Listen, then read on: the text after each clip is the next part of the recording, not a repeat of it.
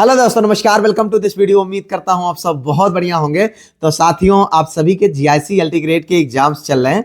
6 विषयों के exams complete हो चुके हैं। बहुत सारे साथियों के इन दिनों इस बात को लेकर के मैसेज आता है कि सर जीएस में तो प्रीवियस ईयर क्वेश्चंस बहुत रिपीट हुए हैं, लेकिन क्या अपने विषय में भी प्रीवियस ईयर क्वेश्चन रिपीट होने के चांसेस हैं? जैसा कि आप देख ही रहे हैं, तो जो 6 विषयों के एग्जाम्स हुए हैं उनके आधार पर मैं इस वीडियो के माध्यम से आप लोगों से इसी बिंदु पर बात करूंगा कि कितना इंपॉर्टेंट रोल रहेगा आपके प्रीवियस ईयर क्वेश्चन का। जो एग्जाम्स हुए उनमें कितना रोल था, इसके साथ साथ अगर अभी तक आपकी पूरी तैयारी नहीं हुई है तो आगे आपको क्या रणनीति बना करके तैयारी करनी चाहिए, जिससे कम से कम आप अपने प्रीलिम्स एग्जाम को आसानी से क्वालिफाई कर सकें।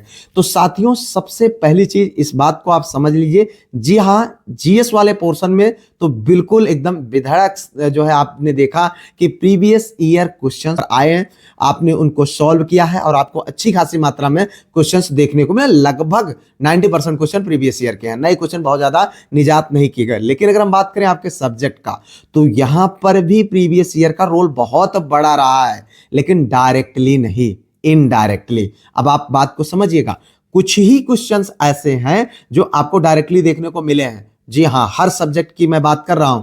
बात बिल्कुल ये बात मैं ऐसे ही नहीं बोल रहा हूं।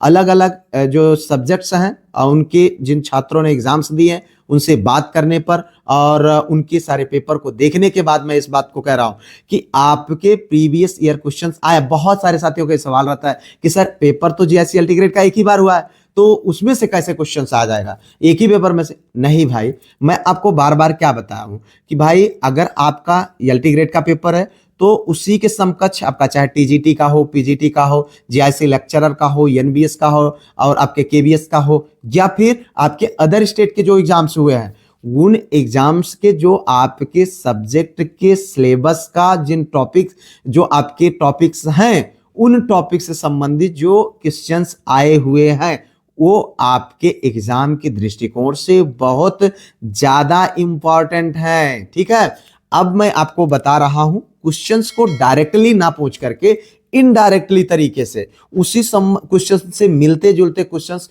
बहुत ज्यादा मात्रा में बने हैं। तो अगर अभी तक आपकी तैयारी आप उस लेवल पे नहीं ले जा पा रहे हैं तो भी आपके पास एक बेहतरीन अवसर है कि आप प्रीलिम्स को आसानी से क्वालिफाई कर सकते हैं। बस आपको क्या करना चाहिए, अब आपने जितना सिलेबस करना था कर लिया है, अब आप लगातार प्रैक्टिस कर रहे हैं, लेकिन उसके साथ साथ प्रीवियस ईयर क्वेश्चन को बिल्कुल आप सॉल्व करें। अब प्रीवियस ईयर क्वेश्चन जो मैंने आपको बताया, अब ये मिलेगा कैसे? आप जानते हैं कि उत्तर प्रदेश लोक सेवा आयोग हो या कोई भी इस प्रकार के जो एग्जाम्स कराए जाते हैं उनसे संबंधित जो भी क्वेश्चंस आते हैं, वो यूथ कंपटीशन हो, घटना चक्र हो, और भी तमाम किताबें हैं मार्केट में, लेकिन ये ज्यादा पॉपुलर है। ये क्या करती है कि उस टॉपिक से संबंधित जो भी क्वेश्चंस अलग अलग एग्जाम्स में आए हैं उनको उठा करके रखी हैं, तो आपके लिए वो बहुत ज्यादा इंपॉर्टेंट है। भाई मैंने 2016 का एग्जाम जो टीजीटी का दिया था उसमें मैं इस चीज को आप लोगों को बहुत बहुत जो है एम्फसाइज करके मैंने बताया था कि वहां पर बहुत ज्यादा मात्रा में इसी तरीके के क्वेश्चंस हमको देखने को मिले थे। अभी जो एग्जाम्स हुए, जिन साथियों के एग्जाम्स हुए, मैंने उनसे बात किया, उनको भी इस तरीके की चीजें देखने को मिली हैं। ठीक है, एग्जैक्टली नहीं है कि यार डायरेक्टली वही क्वेश्चन उठा, 2-4 क्वेश्चन हैं बट मिलते जुलते उसी टॉपिक से संबंधित, या फिर जब आप उस टॉपिक को पढ़ेंगे तो उसके साथ जो विकल्प रहेगा या जो डिस्क्रिप्टिव रहेगा, आपके यूथ वाली किताबें हैं, जो घटना चक्र किताबें, नीचे डिस्क्रिप्शन दिया रहता, वहां से संबंधित चीजें। तो अब आपको क्या करना चाहिए, मेरी एक बात को आप ध्यान से समझिएगा। आपने अपना जो भी सिलेबस, जो भी टॉपिक, जितना भी आपको पढ़ना है पढ़ लिया, प्रैक्टिस आप कर रहे हैं, लेकिन अब आप इन यूथ की किताबें हैं, जो प्रीवियस ईयर की क्वेश्चंस है, इनको आप उठाओ और इनको सॉल्व करो। ठीक है, रेगुलर बेसिस पर कम से कम घंटे, 2 घंटे, 3 घंटे, जितना भी 200, 400, 500 जितना भी आप सॉल्व कर पाइए करिए। अब देखो, एसएसटी वालों का बड़ा सवाल रहता है कि सर शिक्षक भर्तियों से संबंधित ही क्वेश्चन मैं सॉल्व करूं, या फिर हम जो पीसीएस ओसीएस में, चूंकि भाई उन टॉपिक संबंधित क्वेश्चन वो जनरल क्वेश्चन बन जाते हैं जो है आपके पीसीएस में भी पूछे जाते हैं। भाई मेरे, आपके सिलेबस के जो भी टॉपिक्स हैं, ठीक है, वो किसी भी एग्जाम्स में अभी तक अगर क्वेश्चन बने हैं तो अगर जितना पॉसिबल हो सके आप उतना जरूर तैयार कर लीजिए। ठीक है, बहुत काम आएगा आपके एग्जाम में। और उनको रेगुलर बेसिस पर प्रैक्टिस करिए, और वो प्रैक्टिस करने की जो आदत होगी ना, वो एग्जाम में आपको बहुत फायदा देगी, बहुत ज्यादा लाभ मिले। अगर हम आपके जीएस की बात करें तो मित्र, आपने देखा मैं आपके जीएस के लिए लगातार मेहनत करता रहा, और लगातार आपके मैंने प्रीवियस ईयर सॉल्व कराया, और बहुत अच्छे खासे मात्रा में आपने क्वेश्चंस भी देखे, और इससे ज्यादा बेहतरीन कुछ भी नहीं हो सकता, आप जानते हैं। और उसके बाद मैंने आपके 6 विषय जो भी एग्जाम्स हुए हैं, इन 6 विषय के जो आपका जीएस वाला क्वेश्चन है, इनको सॉल्व करा है, और वीडियो सब यूट्यूब पर पड़ी हुई है, मैंने डाल दिया बिल्कुल फ्री ऑफ कॉस्ट। आपको किसी अन्य चीज की, ना तो किसी एक पैसे की जरूरत है, ठीक है, आप आराम से पूरी वीडियो को देख सकते हैं। अब उसमें मैंने जब क्वेश्चन को सॉल्व कराया था, तो इस चीज को मैंने देखा था कि वहां पर कुछ ऐसे टॉपिक्स हैं, जैसे अनुच्छेद 17 की अगर हम बात करें, या अगर हम बात करें आपके रंगों से संबंधित, जैसे आपका जो इंद्रधनुष का क्वेश्चन है, ये क्वेश्चन रिपीट हुए सेम टॉपिक से। कई ऐसे टॉपिक्स हैं, मैं सिर्फ इन्हीं 2 का एग्जांपल दे रहा हूं, बहुत ऐसे टॉपिक्स हैं जिनसे संबंधित उधर आपके पेपर में जीएस वाला पोर्शन में देखा गया था, वही क्वेश्चंस आपको इधर भी रिपीट हो गए हैं, मतलब आने वाले क्वेश्चंस में भी मिल गए आपको, आने वाले जो पेपर्स हुए।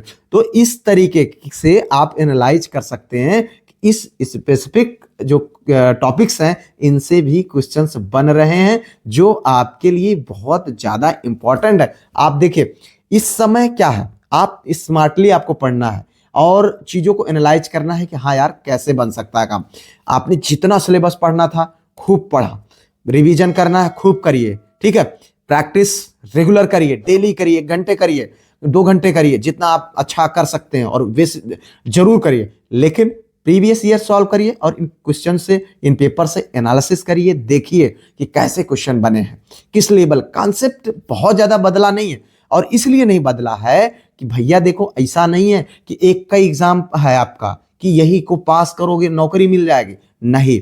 आपको इसके बाद एक अगला पड़ाव है, मेंस। मेंस में अकेला होना है, मेंस का एग्जाम आप पास करोगे तब नौकरी मिलेगी। तो यहां पर बहुत ज्यादा रॉकेट साइंस नहीं है। अगर आपने अभी जो है बहुत कुछ नहीं पढ़ा है, तो ऐसा कुछ नहीं है कि आप प्रीलिम्स नहीं क्वालिफाई कर पाओगे, आराम से कर सकते हो। प्रीवियस ईयर सॉल्व करो, जैसा आपको मैं बता रहा हूं उसी तरीके से चीजों को फॉलो करो, आप देखना आराम से प्रीलिम्स को। अब एक चीज मैं देख रहा हूं, अक्सर बहुत सारे साथियों का मैसेज आता है कि सर बहुत घबराहट हो रही, बड़ा पैनिकनेस हो रहा है, ऐसा लग रहा है कि हमसे होगा ही नहीं या क्या, जबकि कुछ भी नहीं है।